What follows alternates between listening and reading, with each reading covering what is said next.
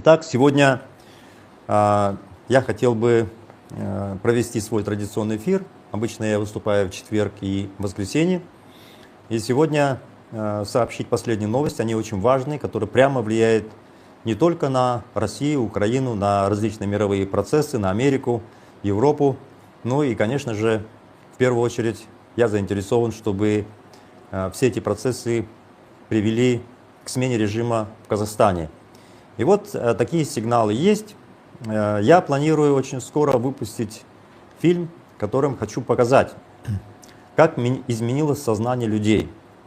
Дело в том, что когда я в конце 2016 года вышел из тюрьмы, и буквально через короткое время, 20 апреля 2017 года объявил о создании, об организации политического движения «Демократические выборы Казахстана», вот с этого момента мы активизировали политическую деятельность не только ДВК, но и всех граждан страны.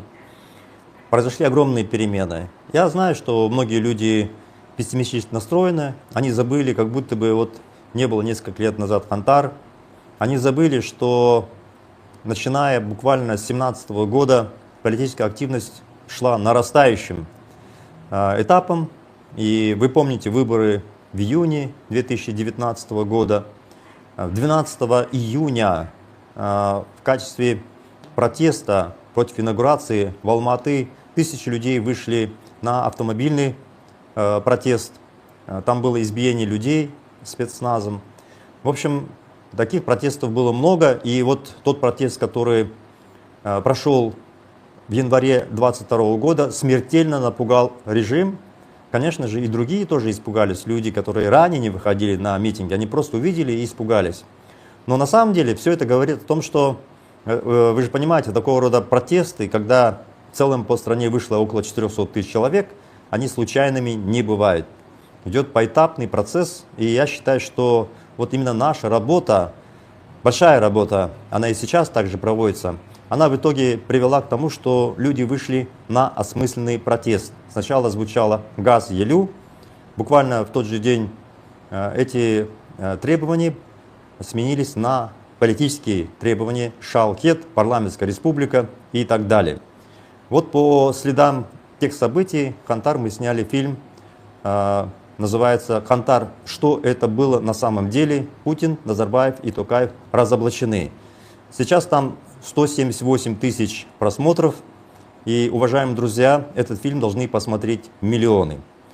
Когда вы этот фильм посмотрите, помимо того, что вы увидите трагедию и разные какие-то негативные события, вы, безусловно, должны вдохновиться и понять, что вот такая гигантская масса людей, она вышла не просто так, во-первых. Во-вторых, это все повторится, но теперь повторится более организованно.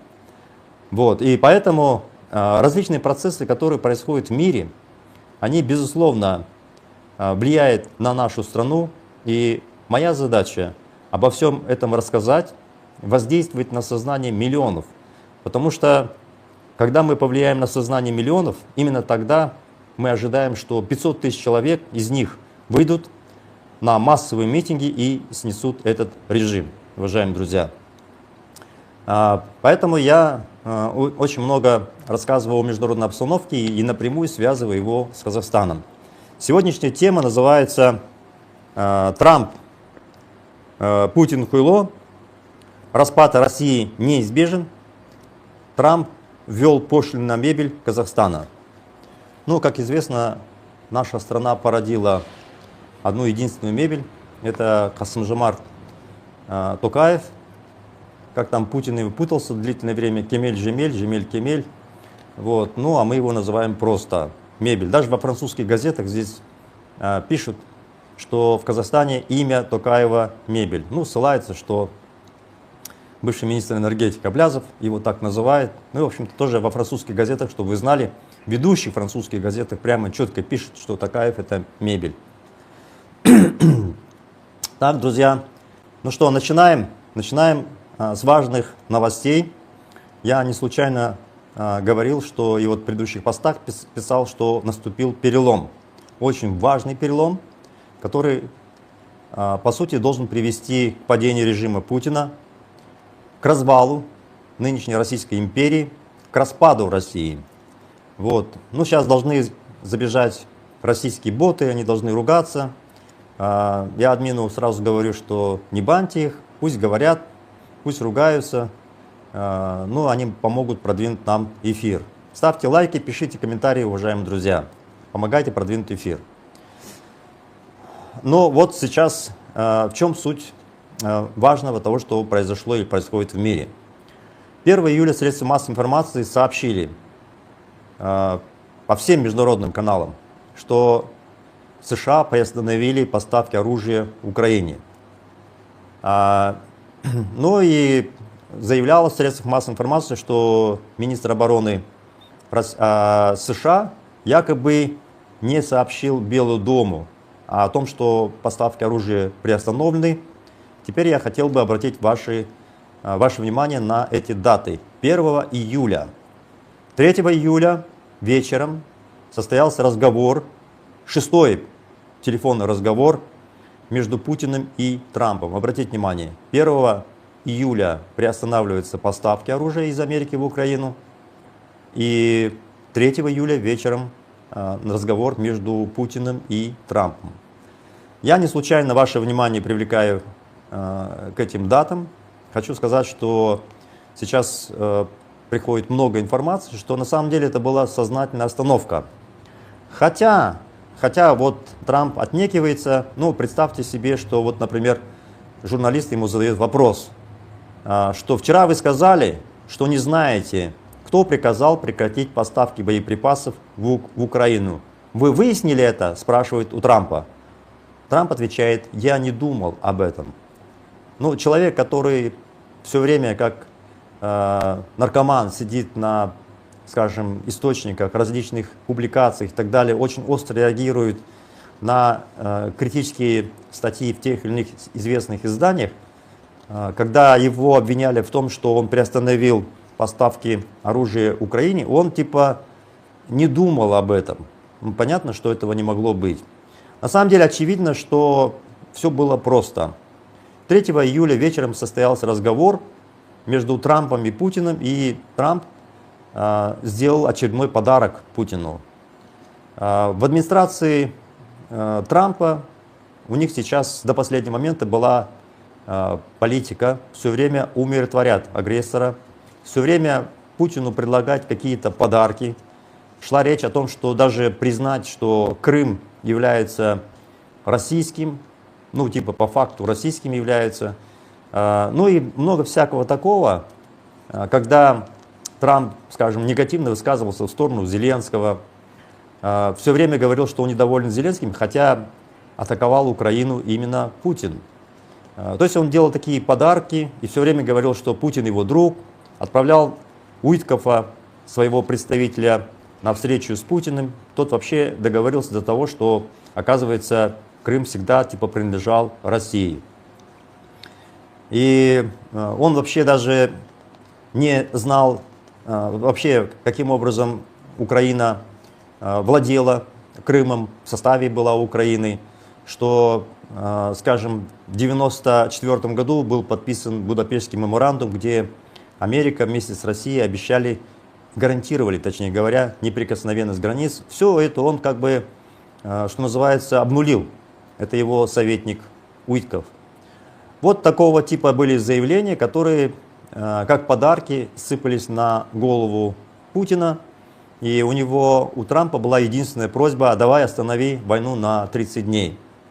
Путин разным способом подвешивал Трампа, но в итоге вот такая простая просьба, как остановить войну на 30 дней, не сработала.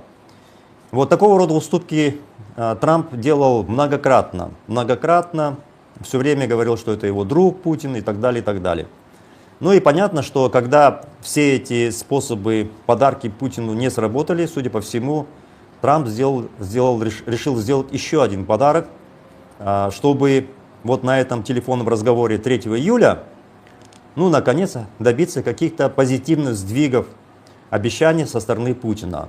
То есть он сообщает понятно Путину о том, что поставки оружия Америка приостановила, а давай, Володя, ты тоже что-нибудь такое позитивное сделай, останови войну и так далее.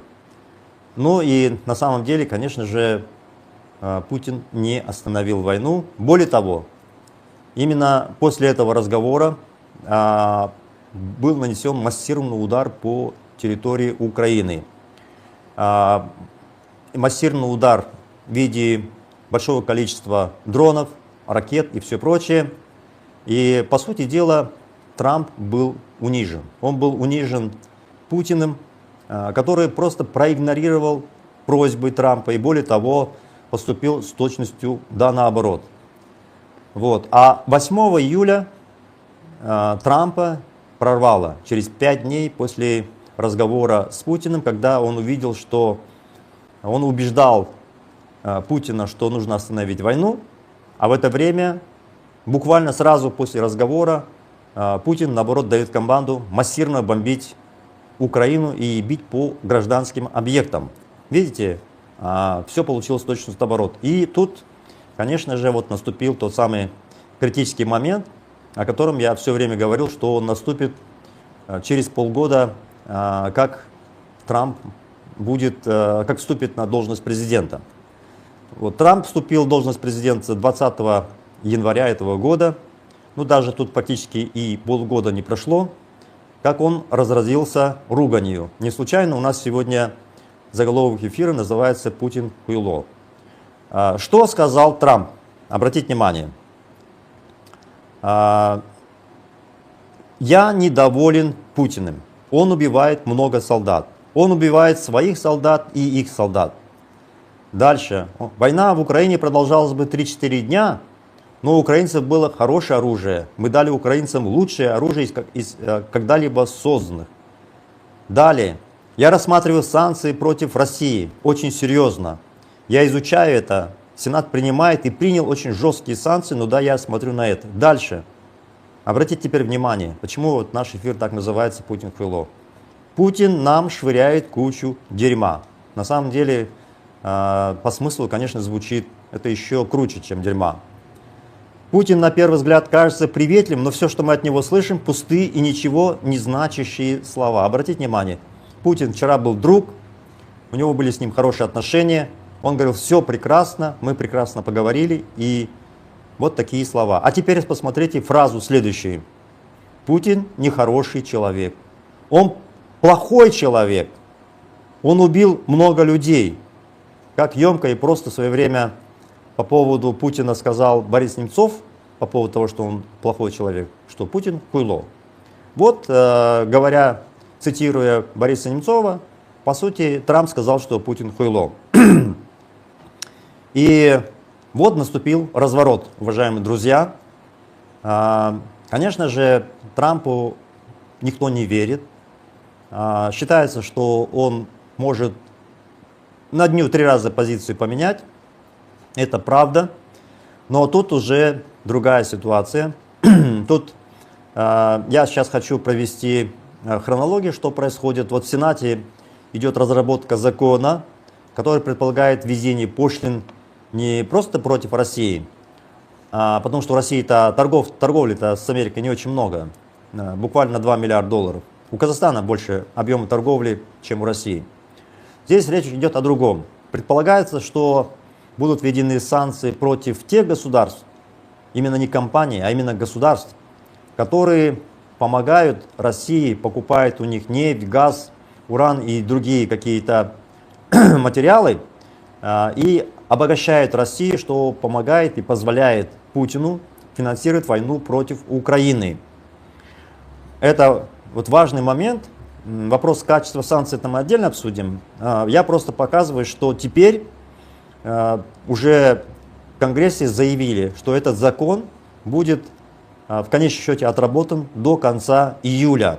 Понимаете, да? То есть это уже открыто сказано, заявлено. Там единственное, в чем только проблема, в том, что Трамп требует себе полномочий от Конгресса, и чтобы он мог вводить те или иные санкции, размер сам регулировать, сам же мог отменить но Конгресс не соглашается такие полномочия ему в руки дать, и сейчас именно поэтому идет временное торможение, там идут споры. Но он сказал, Трамп, что хочет устроить маленький сюрприз для Путина. Ну и обратите внимание на цитаты. Путин плохо обращается с людьми, поэтому отправляем оружие в Украину. Я это одобрил. Ну и что он сказал по поводу атаки России на Украину? Я недоволен тем, что происходит в Украине. Вчера Украина была атакована свыше 700 дронами. Это нужно остановить. Украина запросила систему противовоздушной обороны Patriot. И речь идет, что Америка собирается сейчас начать поставки. Хотел бы обратить внимание, что именно после разговора Путина с Трампом начались массированные атаки на Украину. Это очень важный момент, и, конечно же, вокруг этого сейчас идут обсуждения, что якобы Путин сделал ошибку, что он наплевал на Трампа, Трамп это ему не простит и так далее. И почему Путин вдруг сделал такую ошибку? Вот такого рода идут разговоры. Но на самом деле, считается так, республиканцы говорят, что Трамп якобы создал репутацию человека, который может договариваться с кем угодно, а теперь, получается, Путин выставил его в глупом свете. То есть, поговорив с Трампом, он начал буквально в тот же вечер массированно атаковать Украину. Ну и в свою очередь, пресс-секретарь Путина Песков делает заявление, что якобы Россия ждет предложений от Украины, чтобы провести третий раунд переговоров. Но это бесполезно, как вы понимаете. Вот в этой связи давайте мы поймем, что на самом деле происходит. И ключевой момент. До последнего момента Украина заявляла о некой нейтральности Китая. Вы помните, наверное, эти форумы «Глобальный Юг», безуспешные попытки Зеленского провести различные встречи со странами некого глобального юга, куда входит Китай, Бразилия, арабские страны и так далее, хотя это изначально было очевидно, что это бесполезно. Все эти страны, авторитарные, диктаторские страны, безусловно, политические союзники Путина. И все эти усилия, которые делал Зеленский, это был просто, что называется, и время, и деньги на ветер. До последнего момента, тем не менее, со стороны Украины не звучали жесткие фразы в адрес Китая. Буквально совсем недавно, правда, было заявлено, что у украинских разведчиков есть точные доказательства, что якобы Китай осуществляет военные поставки России. Китай, конечно, отнекивался, но обратите внимание, что вот буквально на днях СБУ Украины задержала китайских шпионов. Притом это сделали публично, по всем средствам массовой информации раскидали, показали китайских шпионов. Там был 24-летний китаец, который учился в свое время в Украине. К нему приехал его отец из Китая, и чтобы проверить, каким образом работает вот эта сетка. И в момент передачи вот этих секретных так называемых документов эти шпионы были арестованы, и им грозит до 15 лет тюрьмы. Вы понимаете, это такое демонстративное действие со стороны Украины против Китая. Страна, которая до последнего момента заявляла, что Китай проявляет нейтральность, не будет помогать России, наконец сделала резкие действия. То есть своего рода эскалация. На самом деле наступил водораздел. Трамп заявил, что Путин плохой человек, очень плохой человек. Украина задержала китайских шпионов. И еще Трамп объявил о вводе пошлин дополнительных против стран БРИКС. Это куда входит Бразилия, Россия, Китай, Южная Африка, Индия и так далее. И бразильский президент разразился по этому поводу гневными постами в сети X, где он сказал, что якобы мир должен найти способ, при котором торговые отношения не будут зависеть от доллара. И сказал, что мы не хотим императора. Вот сегодня уже прошла информация о том, что Соединенные Штаты Америки вводят пошлины против Бразилии в размере 50%. О чем это говорит? Началась поляризация, когда те или иные страны, диктаторские, авторитарные или близкие к ним, начали объединяться, уже четче, действовать вместе, согласованно. И объединяться начали уже страны демократические. Это, в принципе, собственно, было и до Трампа. Но проблема была в Трампе, который вступил на должность президента и начал воевать со своими ближайшими союзниками, в частности, с Канадой, с Мексикой. Сказал, что Европейский Союз создан чтобы навредить Америке и так далее. То есть совершенно неадекватные вещи. А теперь, по сути, Трамп вынужден вернуться в ту колею, которая исторически существовала, а именно ведущие европейские страны и вообще страны Запада, так называемые G7, которые всегда согласованно вели свою различную экономическую и военную политику, вот он начал разворачиваться, возвращаться к ним. То есть я не случайно говорю, наступил ключевой момент – разворот.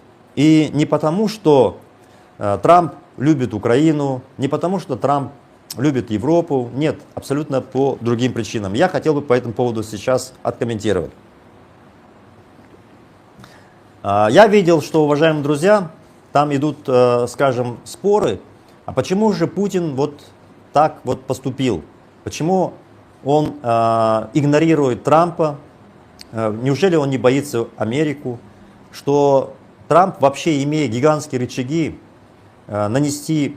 способный нанести серьезный вред российской экономике, вообще России, не воспользовался ни одним рычагом. А тут теперь Путин, получается, развернул его открыто против себя. Многие задают этот вопрос и считают, что Путин сделал ошибку. Я по этому поводу хотел бы сказать, что я так не думаю.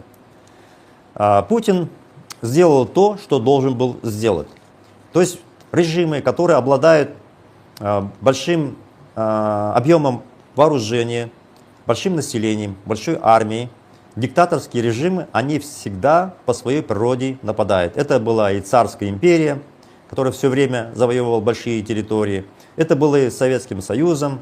Многие из молодых не знают, что Советский Союз вводил войска в Афганистан, помогал Вьетнаму воевать против Китая, активно участвовал в продвижении СССР в Африке.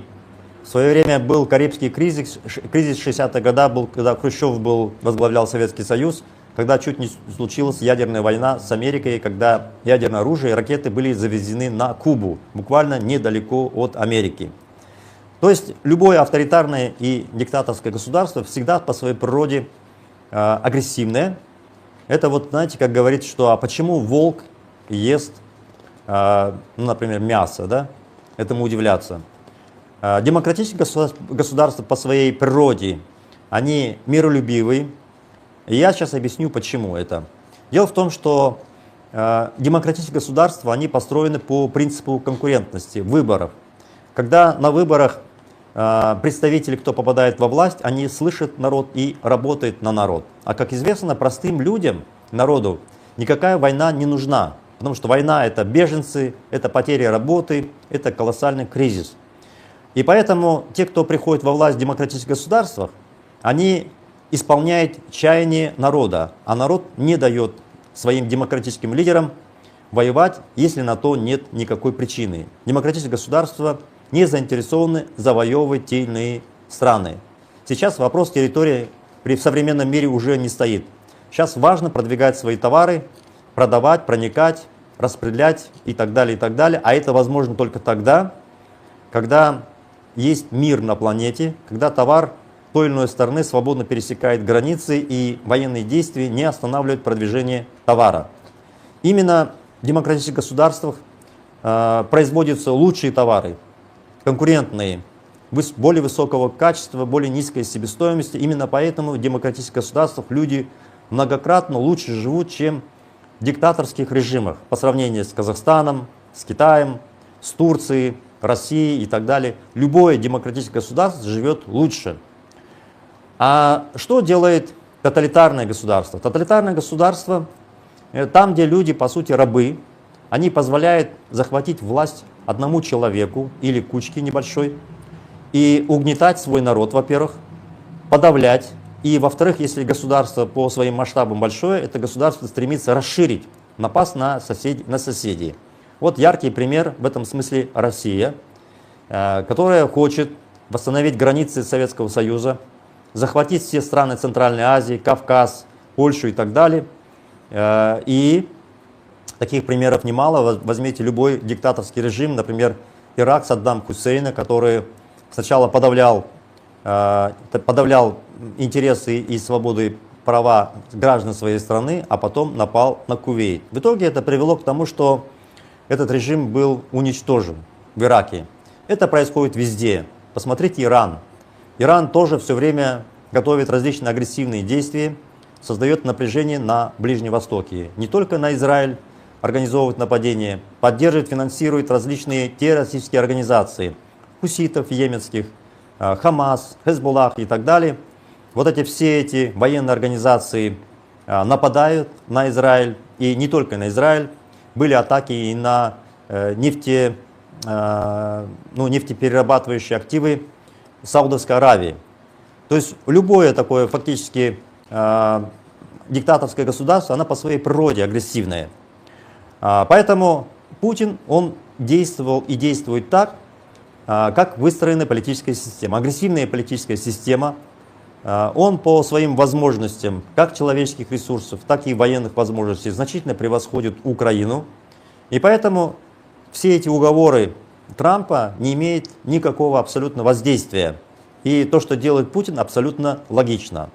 Другой вопрос, что Путин, вопрос, почему он не боится Трампа или не испугался Трампа. Вот можно так сформулировать. Потому что некоторые аналитики в своих эфирах говорят, что Путин сделал ошибку. Я с этим как раз хотел бы и не согласиться, и пояснить, что Путин не делает никакую ошибку. Знаете, уважаемые друзья, в Америке биржевые игроки дали прозвище Трампу как тако. Если в переводе по смыслу перевести, это значит Трамп всегда соскочит или Трамп всегда струсит. Трамп всегда струсит. Или как соскочит, они говорят. Ну, давайте посмотрим, так ли это или нет. Что это значит, что Трамп всегда соскочит или струсит? Вспомните, он, как только приступил к должности президента, сразу заявил в адрес Канады: вы должны стать 51-м штатом Америки. А если нет, то я введу пошлины. Он объявил пошлины против Канады и Мексики. Канада и Мексика объединилась, они объявили встречные пошлины. Масса всяких встречных рычагов нашли, и Трамп все это отменил сразу. Вспомните, как он говорил, что мы должны стать владельцами ряда островов Дании. Как только он получил ответ, сразу отполз. Вспомните, что он против Китая вводил пошлины 145%. Китайцы ввели встречные пошлины 125%. Сразу, буквально через пару недель, эти пошлины были отменены. То есть, и не только против Китая. Было много государств, против которых он вводил, в том числе против Европейского Союза.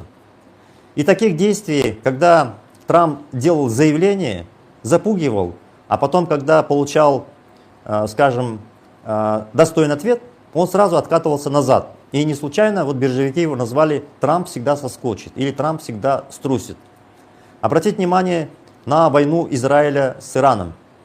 Когда Израиль фактически раздолбал противовоздушную систему обороны, захватил воздушное пространство и беспрепятственно наносил удары по военным объектам, в большей степени, которые связаны с производством урана и обогащением урана, Трамп все время отнекивался, говорил, что Америка ни при чем, но как только он убедился, что Израиль доминирует, не потерял ни одного самолета, он присоединился и сбросил бомбы на ядерные объекты. То есть, таким образом, затем присвоил, по сути, победу Ирана.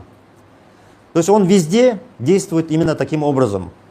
Вместо того, чтобы на самом деле добить режим в Иране, он просто приостановил, запретил премьер-министру Израиля уничтожить политическую верхушку аятолла Хамини. И что в итоге он добился? В итоге этой победы нет. Теперь Иран стал еще более опасным. У них ресурсы есть, нефть продается. И Иран, понятно, потеряв своих сторонников типа Хезболлы, Хамас, которые обескровлены после ударов Израиля, он все равно, Иран, будет теперь думать, как бы отомстить. Не случайно после того, как война завершилась, иранские лидеры заявили смерть Америке, смерть Израилю. То есть Трамп ничего не добился. Он сделал полушаги, заявил о своей победе. Нетаньяху, который сам находится под ордером на арест со стороны Международного уголовного суда, он объявил там о том, что Израиль подает Нобелевский комитет, чтобы присвоили Нобелевскую премию Трампу. Трамп довольный, но результата на самом деле нет. И Иран ожесточился, и война отложилась только на короткое время. То есть, что бы ни делал Трамп, он останавливается на полпути, он замахивается, потом отскакивает, убегает. И не случайно называют, что Трамп всегда струсит или соскочит. Вот важное и главное, что понял Путин. Путин понял, что Трамп не в состоянии идти на обострение, что если Путин будет показывать зубы и еще махать ядерной дубинкой, то Трамп обязательно испугается, опять прибежит, опять будет ему предлагать какие-то льготы, опять будет, по сути, умиротворять агрессора. Вот что уловил Путин. И поэтому это была его не ошибка, а это понимание, кто такой Трамп. Ну и потом обратить внимание, лидер самой крупной, самой сильной страны в мире, какая у него репутация? Про него говорят, что он неуправляемый. Про него говорят, он сам не знает, какое решение он примет сегодня или завтра. Он может 3 раза отменить свое решение и на противоположное решение. То есть это все говорит о неадекватности человека. Ну а если президент крупнейшей страны мира является неадекватным, то он, по сути дела, является и угрозой этому миру. Но на самом деле все проще. Все проще. Дело в том, что да, многие не могут понять, что ожидать от Трампа, что на самом деле плохо. Политик всегда должен иметь программу на тот период, который он руководит страной, во-первых.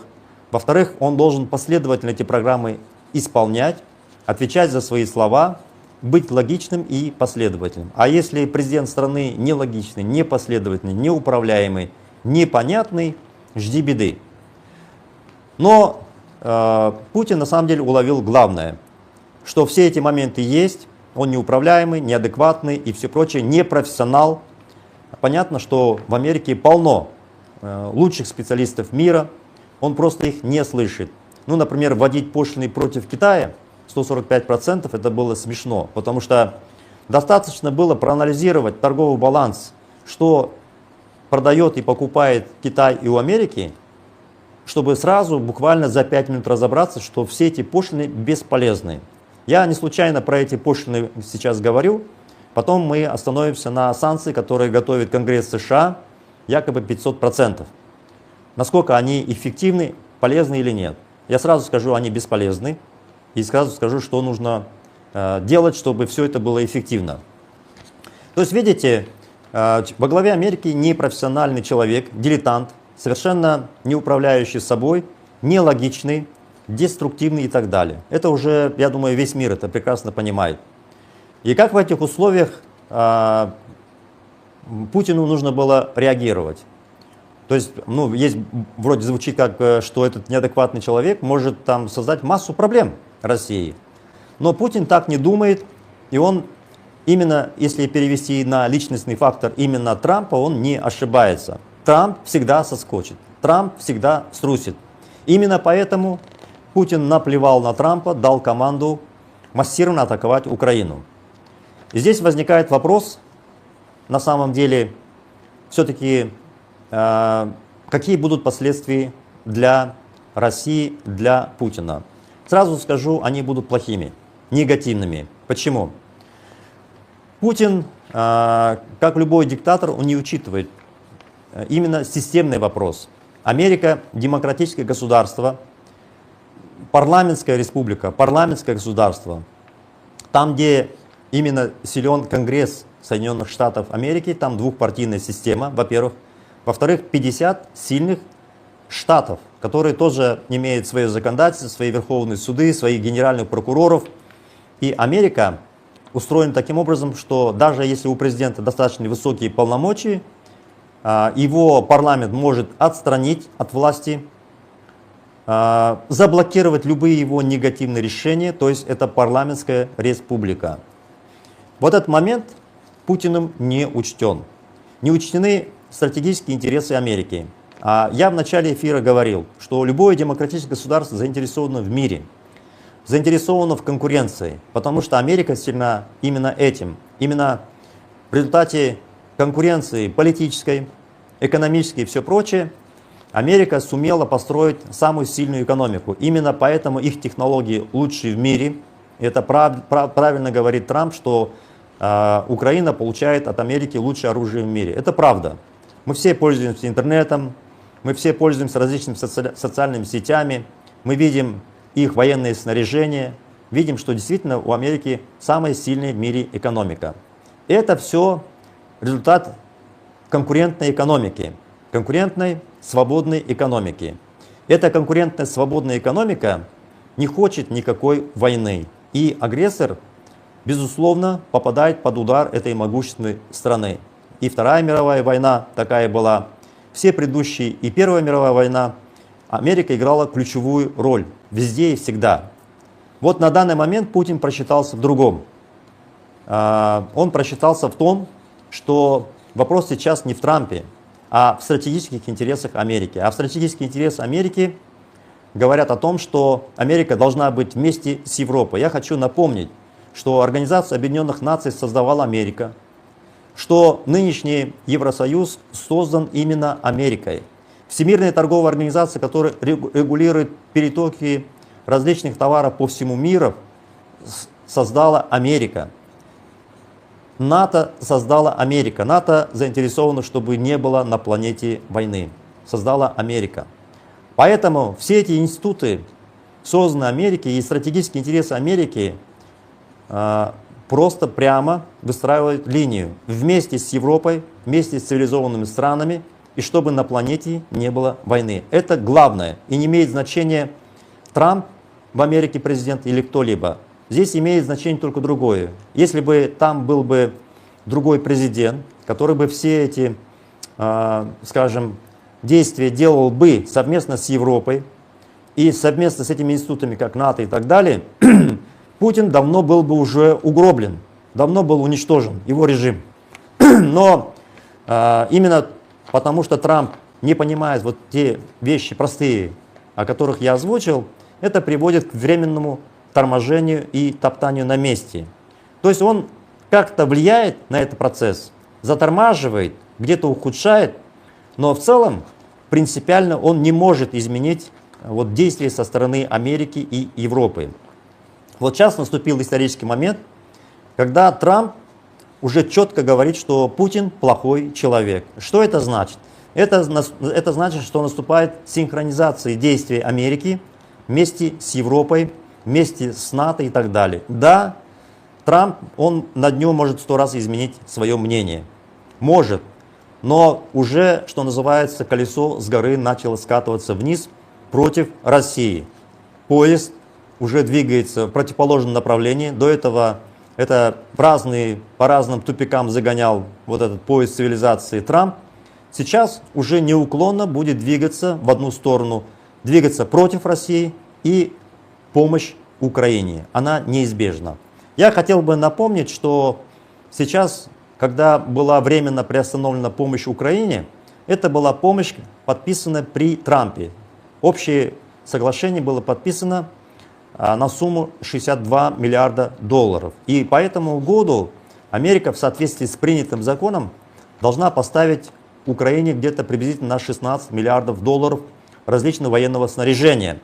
Все это тормозит на самом деле новые, скажем, законы, тормозит Трамп, а старые, которые были подписаны при Байдене, они все время шли, и вот только сейчас, буквально на несколько дней, Трамп приостановил, и все снова поехало.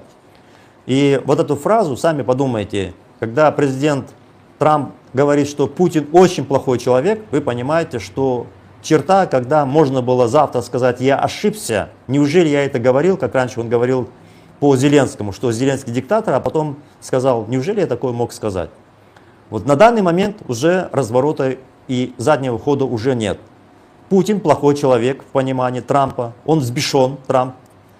Ему все его советники, сенаторы, друзья говорят, что Путин тебя закидал дерьмом, он унижает Америку. И стратегические интересы Америки сейчас разворачивают Трампа против Путина и против России. Теперь я хочу сказать следующее, что касается санкций. Я многократно говорил, что эти санкции сами по своей сути бесполезны. 500%, даже если такой инструмент Трамп получит 500% против Китая или Индии или еще каких-то либо стран, не могут быть введены, потому что Трамп ввел 145% против Китая и откатился назад. Они просто навредили самой Америке. Но тогда спросите вы, что это значит? Ну, во-первых, Трамп человек пиар. Он хочет просто все время махать дубинкой, он ничего не дожимает, ничего не доделывает и так далее. Но тут немного ситуация другая. Действительно, эти пошлины бесполезны, но можно усовершенствовать те пошлины или санкции, которые уже есть. Вопрос, когда это будет сделано. Ну вот представьте себе, что Трамп определился. Он сказал, что Путин плохой человек. Он сказал, что будут скоро подарки Путину, и Сенат, и Нижняя палата в том числе, до конца июля должны принять соответствующие законы. Да, получит некую дубинку, неэффективную Трамп, он попробует, не сработает. Поставит ограниченное количество оружия, не массовое, а Украина нуждается в массовых поставках современного оружия. Он будет только пока работать в рамках старого соглашения, подписанного президентом Байденом. И все это в итоге к сентябрю приведет к тому, что, скажем, его злость против Путина не будет удовлетворена. Путин также будет продолжать воевать, также будет атаковать. Сейчас военные эксперты говорят, вот последнее было около 750 дронов, ранее было 200, 250, 150, теперь Россия показывает, что 750 дронов. А военные эксперты говорят, что вот буквально в ближайшее время Россия будет уже выталкивать по 1000 дронов. Это вообще гигантский объем, притом эти объемы идут на гражданские объекты, кошмарятся города, Киев и другие города. Что хочет сделать Путин? Понятно, что у Украины ограничены возможности в системе противовоздушной обороны. Он фактически хочет истощить, обнулить даже те небольшие запасы, которые остались у Украины. И наращивать давление, наращивать, фактически раздавить гражданское население, запугать. Вот его цель, почему он наращивает эти, скажем, военные удары по гражданскому населению. Но время показывает, история, если оглянуться назад, чем больше такого рода убийств и нападений происходит на Украину, это мотивирует, стимулирует Запад принимать более энергичные меры, более, скажем, высокотехнологичное оружие поставлять.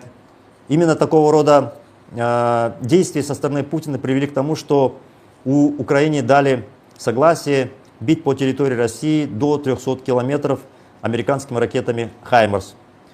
То есть все, что Путин делает, чем хуже делает он для Украины, тем для Украины становится лучше, потому что Запад разворачивается, начинает активно помогать. Да, китайцы заявили, министр иностранных дел Китая сказал, это было сделано специально, что Китаю невыгодно, чтобы Россия проиграла. То есть это был послан сигнал Европе и Америке о том, что теперь, если вы будете массированно давить на Путина, вы будете иметь дело и с Китаем. Китай в любом случае будет помогать.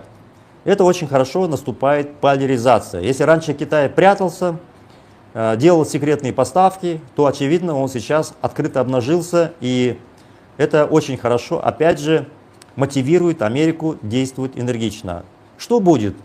Вот будет Трамп ограниченные поставки делать, Трамп применит вот эти санкции, бесполезные санкции, это все не сработает. И наступит момент, когда он будет вынужден уже применять сильнодействующие средства. Какие? Ну вот сейчас посмотрите, уважаемые друзья, как раз я возвращаюсь к теме, как это повлияет на Казахстан и каким образом произойдет развал России. Это важнейший момент. Дело в том, что когда все эти меры будут не очень сильно действующие исчерпаны, Трамп будет вынужден уже усовершенствовать те санкции, которые уже существуют. Что я имею в виду? Ну, например, есть санкции против ряда российских банков, типа «Газпрома», «Сбербанк России», крупнейших российских банков, на ограниченные операции с валютой, с долларами США, на переводы через платежную систему SWIFT. Но при этом значительная часть, минимум 2/3 банков сектора России, не находится под санкциями. Это позволяет просто России проводить те же самые операции просто через другие банки. Это первое. Второе, есть разные страны типа Казахстана, Турции, Кыргызстана, которые помогают Путину обходить западные санкции. Ну это же вообще смешно же.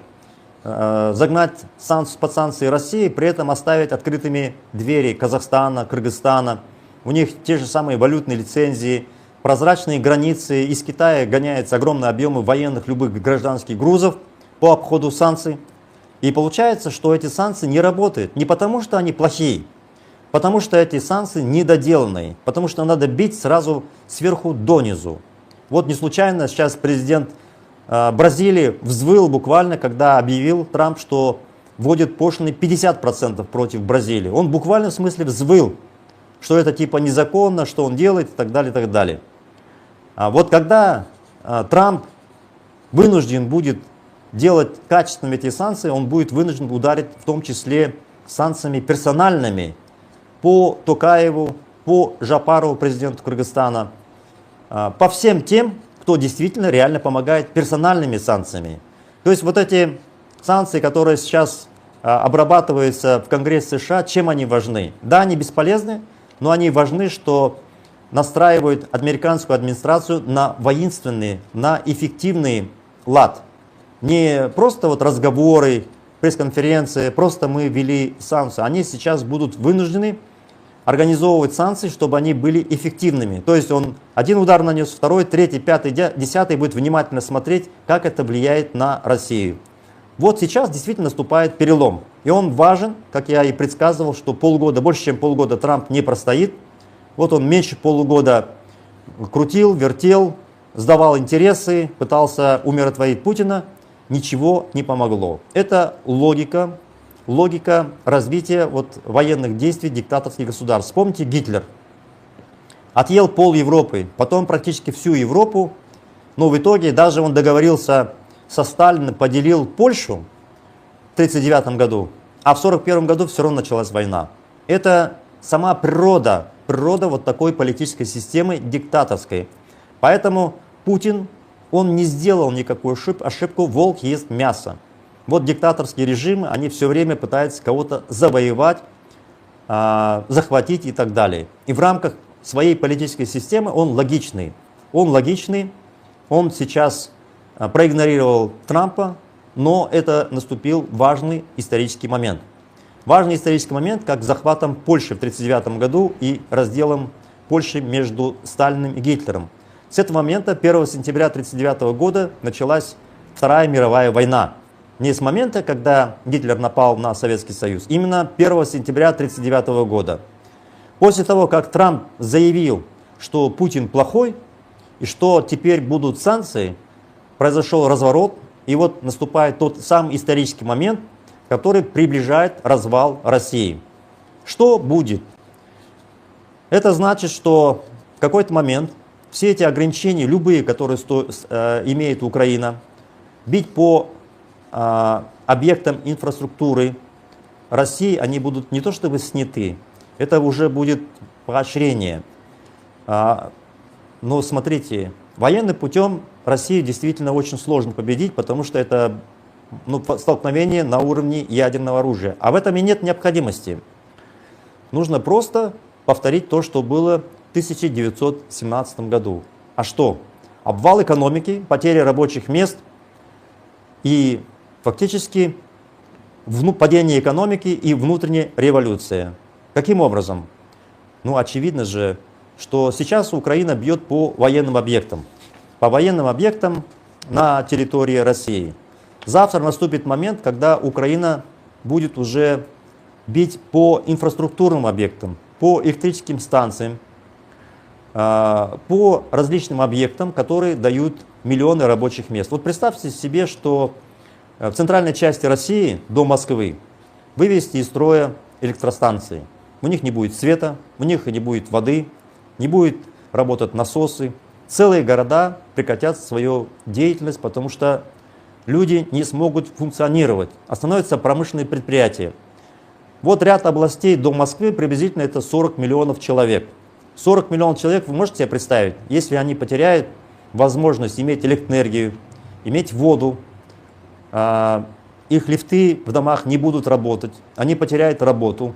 Никакой бюджет, никакие высокие цены на нефть не позволят бесплатно содержать 30-40 миллионов человек. Для этого Украина как раз и должна ударить вот по таким инфраструктурным объектам.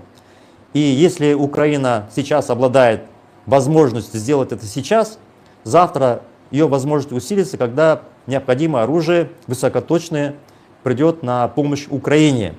Причем даже пусть за деньги Европы. Европа обладает достаточными финансовыми ресурсами, значительными, и способна финансировать Украину. Вот сейчас Германия объявила о финансировании на 9 миллиардов евро, из которых 2 миллиарда евро идут на систему противовоздушной обороны.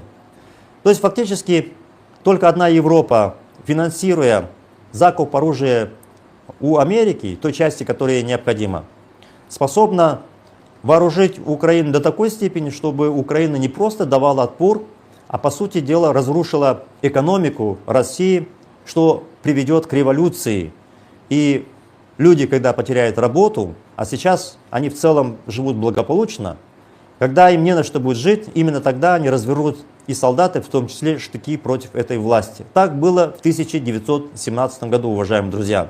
Это все исторически уже было. Поэтому вот наступает вот такой важный момент. Мы сейчас будем не просто свидетелями, а участниками развала Российской империи. Ну и хотел бы ваше внимание обратить, что недавно я выступал, говорил по Азербайджану и Армении, по конфликту Азербайджана с Россией. Вот сегодня пришла информация, что Россия ряду азербайджанских предприятий запретила поставлять молочную продукцию. Никакой там мирной инициативы со стороны России или Азербайджана серьезно не будет. Более того, если это будет, то в любом случае Путин будет стараться нанести удар. Сейчас приходят разные вести о том, что Путин намеревается организовать государственный переворот в Армении и, по сути дела, привести к власти своих сторонников, создать марионеточное правительство. Сегодня по всем каналам прошла информация, что президент Алиев Азербайджана встречался с премьер-министром Пашиняном в Арабских Эмиратах, по-моему, да, они там встречались. И сейчас речь идет о подписании договора. Предполагается, что Армения признает, что Карабах принадлежит Азербайджану.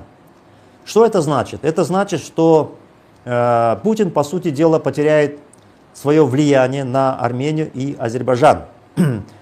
Но он этого не будет допускать и не хочет допускать. И не случайно идут разговоры о том, что предполагается государственный переворот. Сейчас Пашинян и Алиев, по сути, действуют синхронно. Каждый из них против Путина, каждый. Вот это их объединяет. Хотя у них там война за Карабах была, отношения очень воинственные и плохие, но их объединяет одно, что Армения, что Азербайджан хотят уйти от российской опеки, стать независимыми государствами. А это не нравится Путину, поэтому он и будет стараться захватить Армению и через Армению оказать давление на Азербайджан, чтобы восстановить свое влияние на эти кавказские страны. Потому что у него стоит задача съесть весь Кавказ, Центральную Азию, Беларусь и Украину. Вот это все, с учетом вот таких больших планов Путина, ослабляет режим Путина очень сильно. Особенно после того, как вот сейчас Трамп объявил, что Путин очень плохой человек. Так что мы посмотрим, как будет развиваться события сейчас в Армении. Вот я думаю, что, судя по всему, в ближайшее время там будет какая-то эскалация. Ну и, друзья, обратите внимание, теперь уже мы идем в сторону Казахстана. Буквально вчера прошла информация, что наша власть не хочет повышать резко тарифы на коммунальные услуги. Предполагалось, что в среднем на 40% вырастет. Но на самом деле тарифы чуть-чуть подросли, но тут выяснилось, что вот тот уровень тарифов, который намечался организовать с 1 июля, привел к тому, что произошел резкий рост цен. Вы сами все это ощущаете, уважаемые друзья. Вот только по официальным данным уровень инфляции в июне 12% почти. Это выше всех прогнозов. И теперь, видя, что инфляция резко растет, люди в социальных сетях просто поливают Токаева, эту власть. Токаев сейчас напуган, и вы можете увидеть по тем репрессиям, давлениям на активистов, которые испуганно организовывают этот режим. Что они решили сделать, правительство? Они решили рост тарифов замедлить. Теперь электричество и тепло предполагалось, что поднимутся цены на 35%, а теперь на 20%, что тоже немало. Вода, канализация предполагалось, что вырастет на 50%, теперь на 30%. Говорят, что якобы осенью не будет повышать. Но очевидно, что рост тарифов произойдет. Сейчас на 20% электричество и тепло, вода, канализация на 30%, но видно, что к концу года они оставшиеся еще 20% будут натягивать. Вот. И это просто показывает неспособность этого правительства управлять страной. Они не понимают, что происходит, и вообще плевали на народ. Зарплаты ваши не увеличились, цены ползут вверх, и даже попытка срочно затормозить все это ни к чему хорошему не приведет. То есть уже ясно, что осенью будут большие проблемы. Ну и, собственно, известен прием, который в этих условиях применяет режим – репрессии. То есть запугать население, запугать и таким образом остановить сопротивление. Я хотел бы вот вам сказать, что сейчас этот режим проводит суды над теми активистами, которые год назад выходили на протесты, нормальные открытые протесты по строительству атомной станции в Балхаше. Вот над ними сейчас затеяли суд. Их обвиняют, что они якобы хотели организовать массовые беспорядки, хотя это люди просто в социальных сетях так выступали и возражали против строительства атомной станции. Вы же понимаете, что это вызовет большое напряжение. К 6 июля ряд активистов выходили на протесты, их арестовали. Вот Назгуль Жусуповой дали 10 суток. Это административный арест, мелкое хулиганство типа вменяли ей. На самом деле разместили ее в СИЗО, не там, где административно арестованные. Нет никаких условий, она спала на полу. Объявила сначала голодовку, когда это не подействовало, она вскрыла вены. И вот таких примеров по стране много. Марат Жаламбаев, уважаемые друзья, уже 44-е сутки проводит голодовку.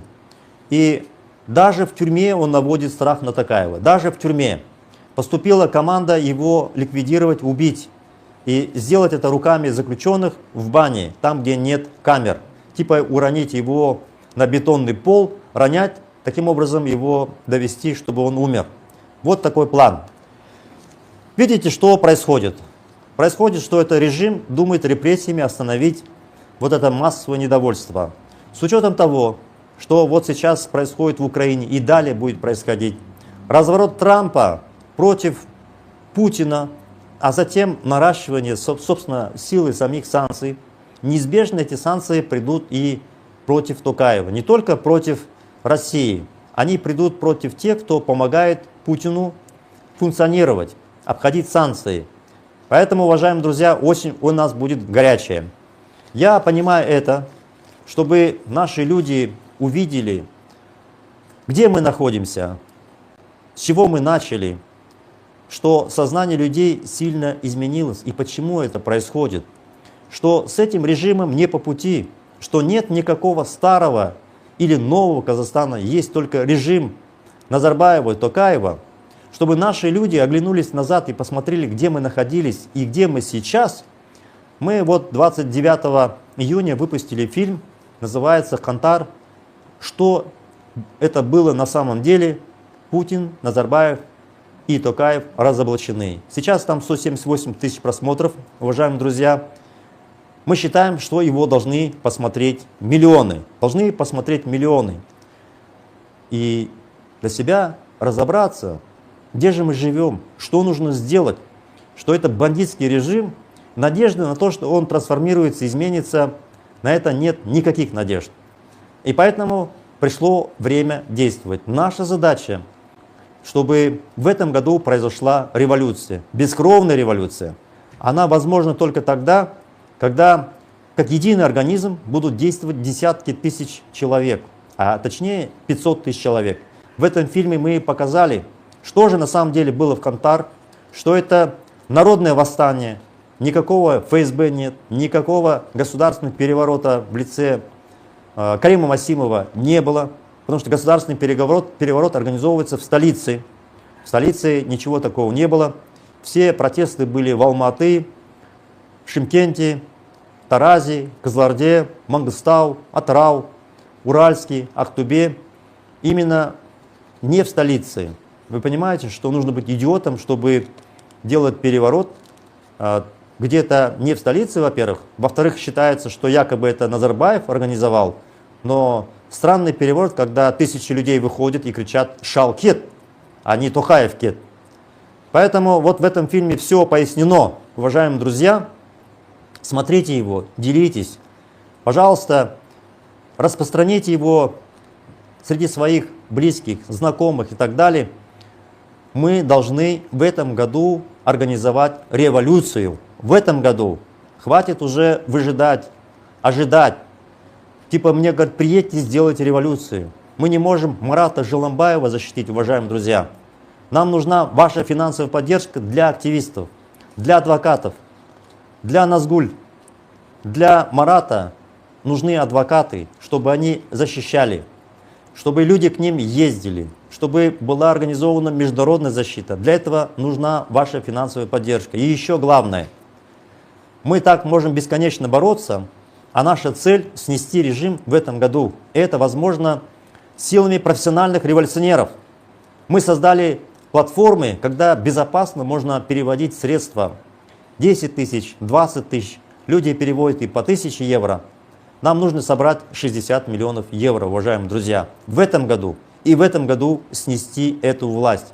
Эти платформы безопасны. Никто не может определить, кому вы реально перевели средства. И вы должны знать, что в национальных резервах страны у нас свыше 100 миллиардов долларов. А мы будем выплачивать вознаграждение на ваши инвестиции. Общий объем вознаграждений 2 миллиарда евро. А в национальных резервах свыше 100 миллиардов долларов. Поэтому вот она, что называется, деньги лежат на поверхности. Что делать, тоже ясно. Поэтому я призываю вас активнее инвестировать, и мы в этом году снесем этот режим. Давайте действовать. Алга Казахстан.